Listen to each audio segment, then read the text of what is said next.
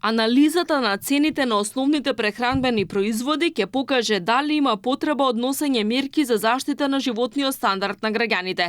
Извештајот на Државниот пазарен инспекторат кој го подготви Министерството за економија се разгледува на владина седница и по негово детално проучување владата ќе ги знае следните чекори кои ќе ги преземе. Дел од мерките кои се разгледуваат како можни опции се намалување на ДДВ-то на основните производи и ограничување на профитната маржа на трговците. Очекувам да го добијам извештајот и да го изанализираме овие денови и откако ќе го анализираме многу внимателно, тогаш сигурно ќе излеземе со одредени мерки.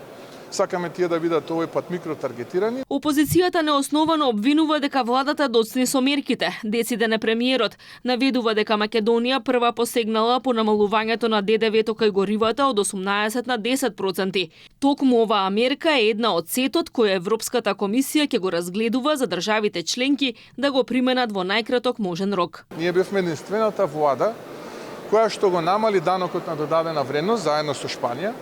А сега тоа гледаме дека претседателката на Европската комисија јавно го говори дека сите земји членки на Европската унија треба да почнат да ги намалуваат даноците на додадена вредност за дизел горивата и за бензините, затоа што екстремно високи се цените на овие производи. Така што и дури и овие параметри не им одговараат на СДСМ во земјата на лагите. Инаку Државниот пазарен инспекторат досега направил контроли во над 800 продажни места.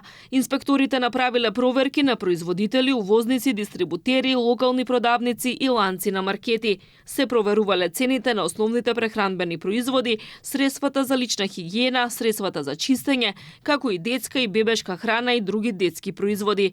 Анализата треба да покаже дали и колку тие поскапеле на почетокот на април споредено со февруари годинава. Бизнисот и аналитичарите бараат построги контроли и секторски и таргетирани мерки.